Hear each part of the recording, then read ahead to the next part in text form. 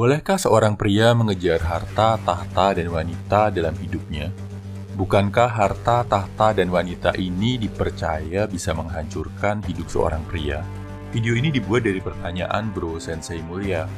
Dia bilang gini, "Bang, apakah salah jika seorang cowok mengejar 3 hal ini? Harta, tahta, wanita. Katanya itu 3 hal yang bisa memecah belah." Oke bro, pepatah ini memang terkenal banget. Seorang pria harus hati-hati dengan 3 hal. Harta, tahta, wanita. Karena ini bisa menyengsarakan hidupnya dan hidup orang lain. Benar banget. Harta, tahta, dan wanita bisa jadi malapetaka dalam hidup lo kalau lo ngejar 3 hal itu untuk menuruti nafsu. Nafsu untuk punya banyak harta, nafsu untuk berkuasa, dan nafsu akan wanita. Kalau lo berusaha mendapatkannya dengan menghalalkan segala cara, cepat atau lambat, hidup lo akan hancur bro. Lihat pejabat-pejabat tinggi yang hidupnya berakhir di penjara karena korupsi. Lihat raja-raja tiran yang diturunkan paksa oleh rakyatnya karena menggunakan tahtanya untuk kepentingan sendiri. Lihat juga orang-orang kaya yang hidupnya serasa di neraka karena istri-istri dan simpanan mereka yang nggak bisa diatur. Terus, apa artinya kita nggak boleh ngejar harta, tahta, dan wanita? Jawabannya, wajib lo kejar bro. Harta, tahta, dan wanita adalah motivasi kita untuk hidup lebih baik.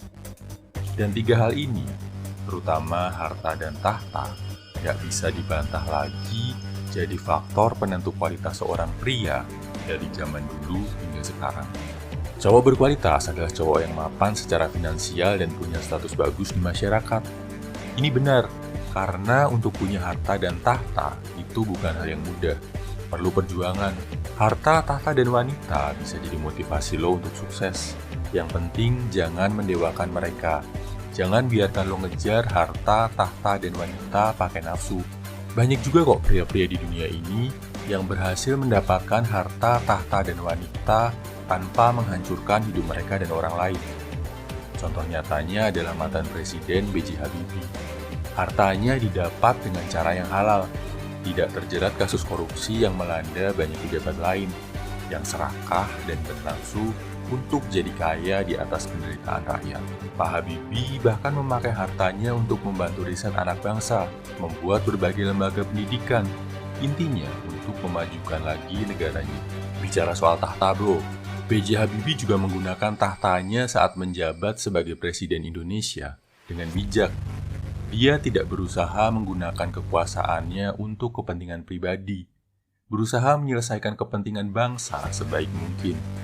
Turun saat waktunya harus menyerahkan tahta, maka boleh dibilang sampai sekarang beliau dianggap sebagai salah satu presiden paling dikagumi dalam sejarah Indonesia. Gimana dengan wanita? Coba bayangkan bro, kalau lo ada di posisi Pak Habibie, uang banyak, status tinggi, bisa dapetin cewek manapun di Indonesia.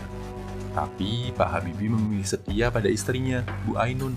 Ketika menikahinya pun, beliau benar-benar melakukan pertimbangan masak-masak, memilih istri berdasarkan karakter, yang bisa mendukung Pak Habibie di masa-masa sulit, suka maupun duka. Kalau mempertimbangkan dengan benar, seorang wanita saja udah cukup untuk membuat hidup lo jadi lebih indah bro.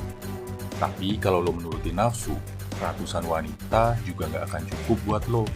Paham ya? B.J. Habibie adalah contoh nyata kalau nggak selamanya harta, tahta, dan wanita jadi kehancuran buat seorang pria. Sepanjang lo nggak ditaklukkan oleh nafsu, sepanjang lo mengejarnya dengan niatan yang baik, dengan mematuhi perintah-perintah Tuhan, harta, tahta, dan wanita adalah hal yang bisa membuat lo jadi pria yang lebih baik. Semangat!